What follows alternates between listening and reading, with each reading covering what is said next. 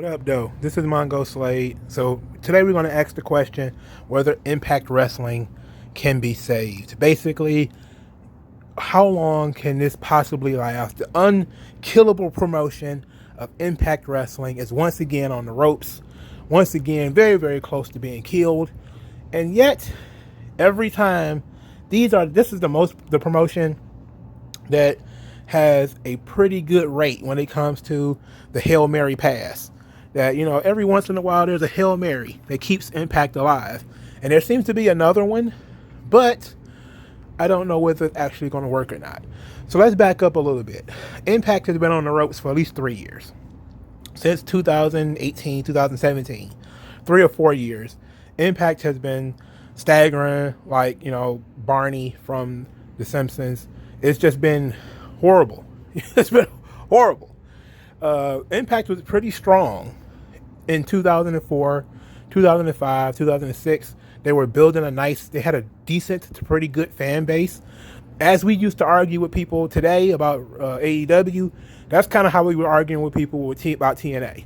TNA was really good. A lot of flippity-doo guys, a lot of WWE dudes who left, who went there and tried to reinvent themselves. That was sort of the story of Impact up until 2010. Obviously, there have been some rocky situations afterwards where you started seeing a lot of management problems. Dixie and Bischoff and Russo. Those problems kicked in. Then you started having the Jarrett stuff. Then the Jarretts were out. Then Panda Injury wanted out. And then it looked like Impact was going to die. Billy Corgan ended up coming in. And then Billy Corgan ended up going out. Then Anthem came in. Now Anthem owns Impact. And it's kind of like, okay, now we have the owners. But the talent started going. A lot of people left and went to WWE. Drew McIntyre, Lashley, Bobby Roode. A lot of people left. A lot of talented guys left. Austin Aries left. John Morrison left. A lot of people left over the course of 4 years. They were really pushing kind of hard. And then there was a lot of problems. You started having some of the business problems. You started having the problems of the intellectual property in terms of Matt Hardy and the Broken Universe. When Matt Hardy first went to WWE, it was a big deal about whether he owned the Broken Universe or not, or whether Impact owned it. Obviously, I'm pretty sure Impact owned it because it was created by Matt Hardy while he was under contract to Impact. Intellectual property is if you create something while under contract to somebody else, it is their intellectual property. So that was a big, ugly situation. And then, of course, Impact has just been in the middle of all sorts of things. They've hired some people that wrestling fans, the SJW wrestling fans, I'm going to be very specific. They have been very, very vocal against, like Sami Callihan and Moose and Rich Swann.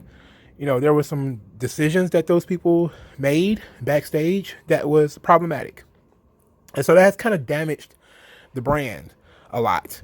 So now you have AEW that has come on the scene, and AEW is throwing around money to sign people away. And, there's always this threat that, they're going to swoop in and, if somebody gets over an Impact, they're going to swoop in and pay them to jump ship, which is what they did with Brian Cage. And everybody kind of saw Brian Cage leaving a long time ago. There was also some talk about Tennille Dashwood jumping ship from Impact to AEW early in the AEW experiment. Because I believe she was on one of the shows. She was on, I think, one of the earlier pay-per-views, and then Impact ended up pulling her. There was some other people involved and stuff like that. So Impact has just kind of been struggling. And with AEW going up, a lot of people have galvanized around AEW as, now that's their new knight in shining armor. Everybody wants to play with the new toy of AEW because they're throwing money around. And the promotion, Anthem, kind of is not. Anthem is I think they're being a little bit smarter than most people will give them credit for. But the backstage situation at Impact is not good at all. Looking at their current roster, there are 0 stars. 0. There is nobody with superstar potential on Impact roster. anybody who might look like they could be a star is far off. You know, they have some decent prospects, but they far off from having any real stars. And a company that has been around as long as Impact should have at least 2 or 3 top stars. I mean, they did re-sign Sami Callihan. I mean, bless them for thinking people care about Sami Callihan. But, you know, they just don't have anybody. Brian Cage was sort of could have been a big star for them, but Brian Cage was flirting with AEW, you know, before, you know, in 2019, he was flirting with them. And then, you know, they finally took the title off of him, the Impact title. And then he finally got over to AEW, where he's now sitting on the bench. But, you know, that's kind of what people are doing now. You just kind of have the idea that now that AEW is in the ecosystem, the Predators have changed. They no longer have to worry about just WWE poaching their talent.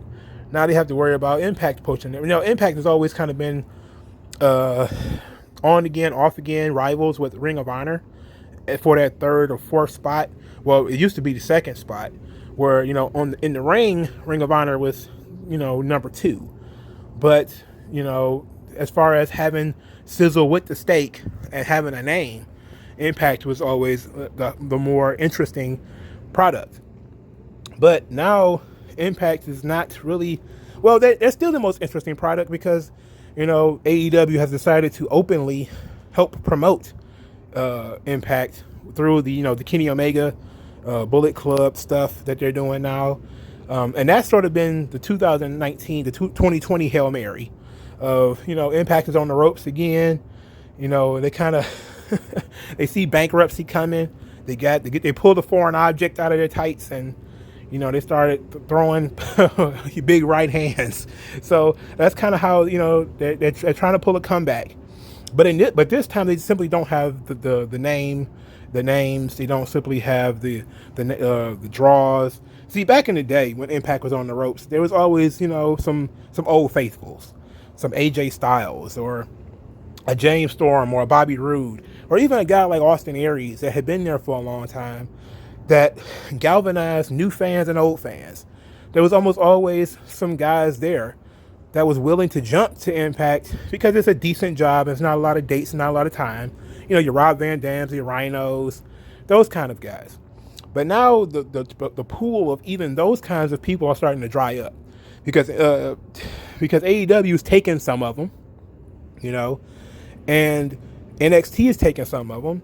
Now that WWE is expanded to 3 brands, you know, NXT is taking a lot of talent that could be out on the independents. They're even swiping talent from AEW to a degree, like Ben Carter. But you have a very difficult time getting talent. And that's when, you know, see, when it comes to between Ring of Honor and Impact, I believe Anthem will be willing to spend the money if they can find somebody to spend the money on, right? But I don't think that they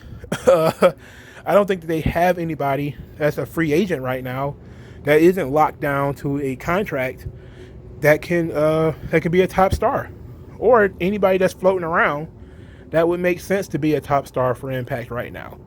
Most anybody with any type of star power is either locked up in NXT in the Performance Center somewhere, or they're in AEW struggling to find TV time.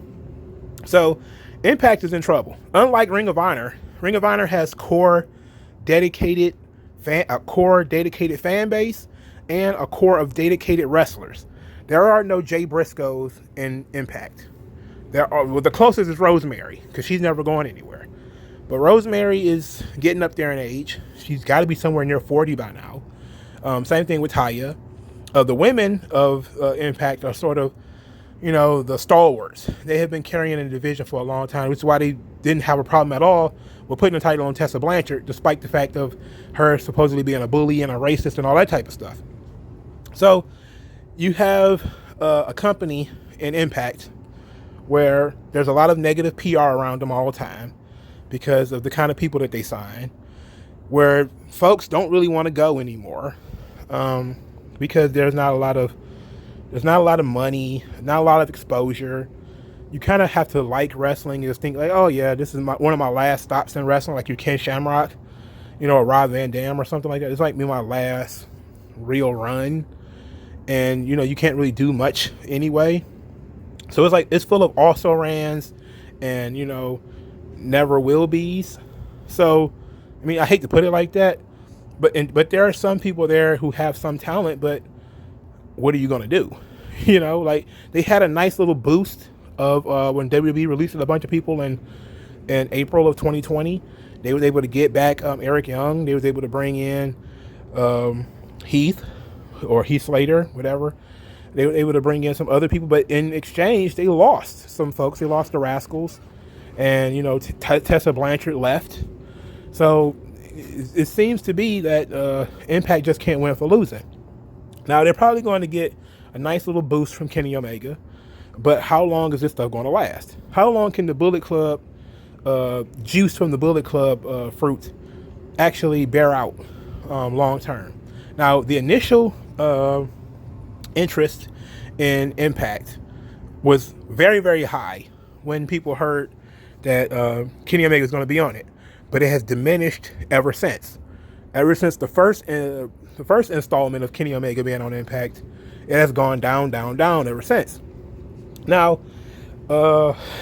Impact has an opportunity here with the Kenny Omega storyline to make their brand interesting. But what they're probably going to end up doing is just basically making Kenny Omega more valuable by trying to say, oh, Kenny Omega is a super draw who makes people watch Impact, and they have a lot of fugazi ass fans. Now there is some pretty dedicated Impact fans who like the brand, have always watched it, who probably going to say, stuff like the Vince Russo stuff is really good and all that shit.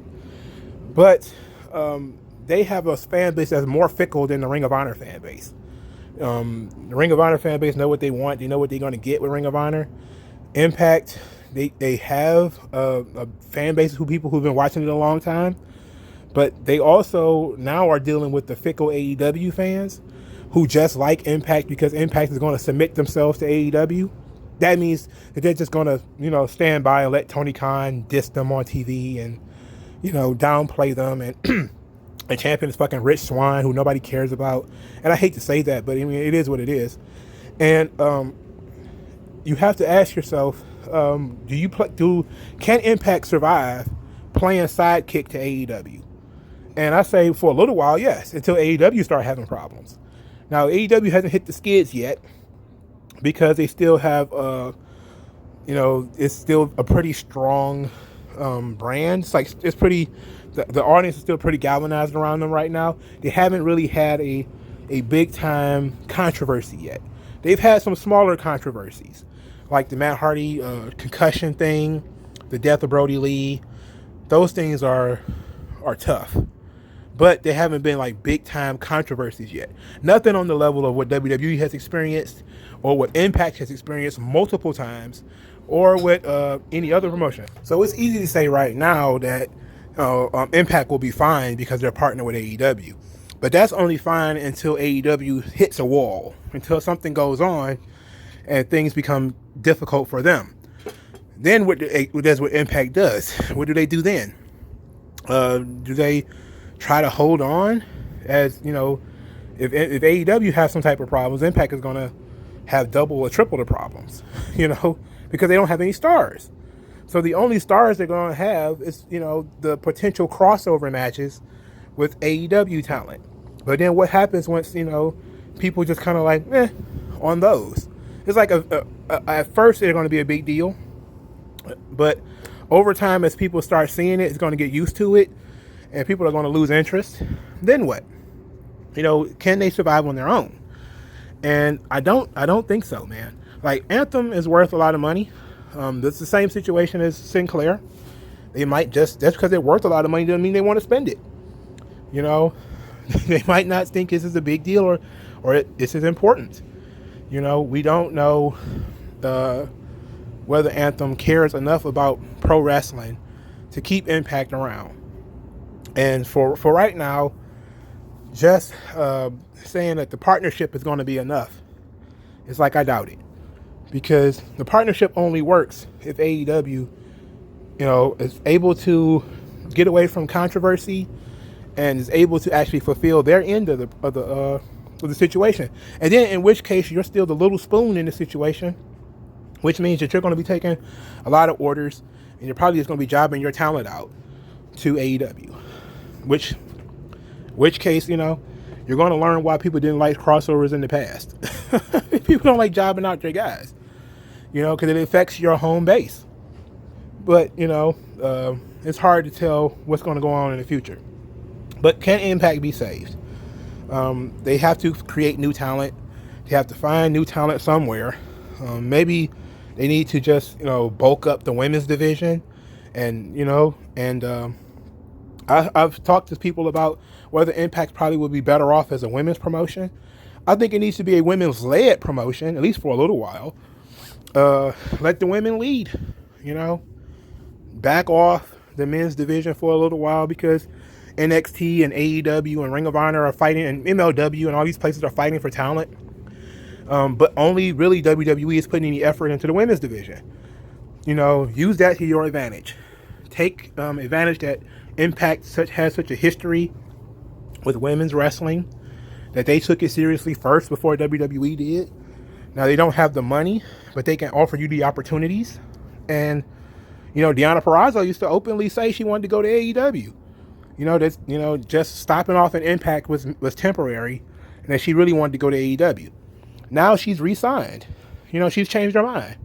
Maybe you can do that with other women. I'm saying give it a shot, and maybe some of the people who like women's wrestling will actually start watching Impact more.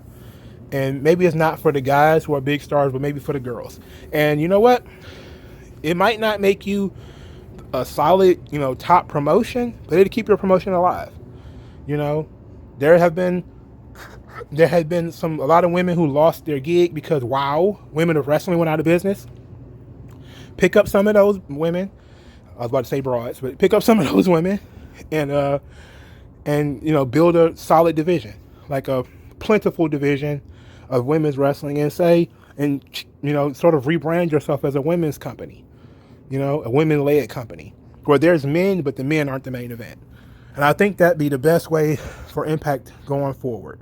But let me know what you guys think in the comment section below. Like this video, share this video, subscribe to this channel. I think. Yeah. Yeah.